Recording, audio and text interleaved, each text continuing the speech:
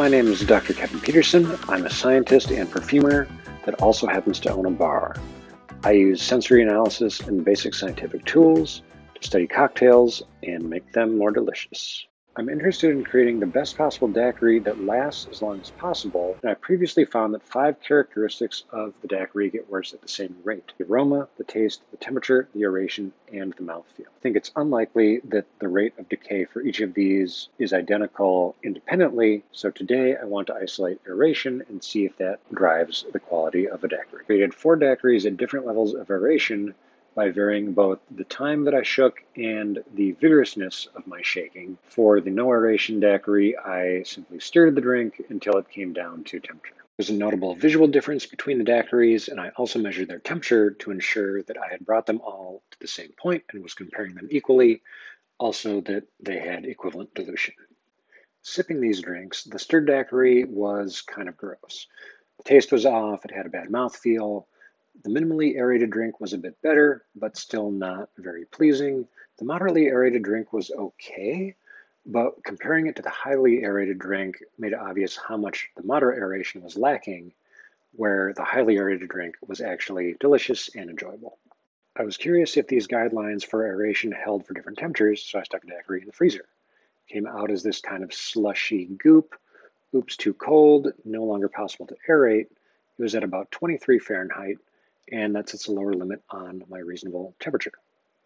I froze a series of daiquiris and then warmed them up just slightly with room temperature tins, going through that same process of minimal aeration, moderate aeration, and highly aerated drinks to see where drinks would sit at a lower temperature. At 25 Fahrenheit, the guidelines were the same. The drink needs to be highly aerated to be delicious. If aeration is a dominant factor in the quality of a daiquiri, it should be independent of temperature. So I made a series of daiquiris adding dilution and then putting them in the fridge without shaking them, brought them to a certain temperature, and then went through the process of minimally, moderately, or highly aerating them and testing them. Aeration is necessary for a delicious daiquiri, but it's not sufficient. If the daiquiri is not cold enough, if it's not in the right temperature range, even if it's highly aerated, it's still not a great drink. These results let me define an ideal range for the aeration and the temperature.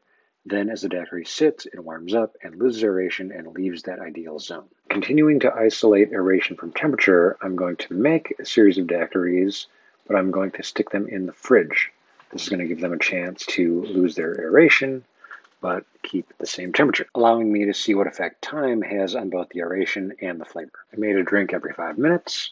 After 15 minutes, I had a series of 4 drinks. Fresh one and up to 15 minutes old. Taking the drinks out of the fridge, one of the first things I noticed was that visually they did not look very different in terms of their aeration. A lot of the bubbles in a cocktail are too small to be seen, so I didn't want to put too much emphasis on visual indicators. Tasting through the drinks, I was surprised at just how similar they were. Given how long they'd sat around, I would have thought there would be a noticeable difference in aeration or mouthfeel or something. That led to some further study. I realized that both the viscosity of a daiquiri, well, mostly water and alcohol, and the solubility of air in a mixture of water and alcohol are strongly dependent on temperature. So as temp goes up, as the drink sits around, both air bubbles and air tend to leave the drink. By holding them at the same temperature, the drink stayed more aerated, to the point that I was not able to tell a sensory difference. So I've isolated time as a variable by putting the drinks in a refrigerator, and as long as temperature is not going up, the drink is not getting worse.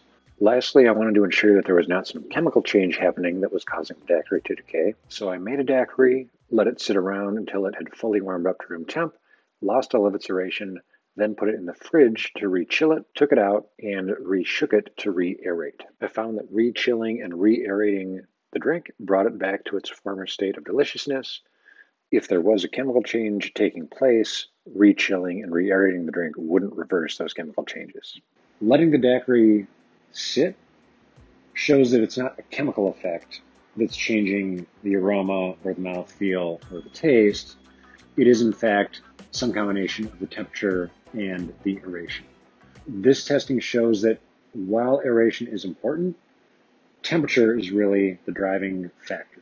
Through the viscosity and solubility, keeping a cold temperature helps keep air bubbles in the drink, My new hypothesis is that temperature is what's driving all of them. Next up, we'll look more in depth at how temperature affects the daiquiri.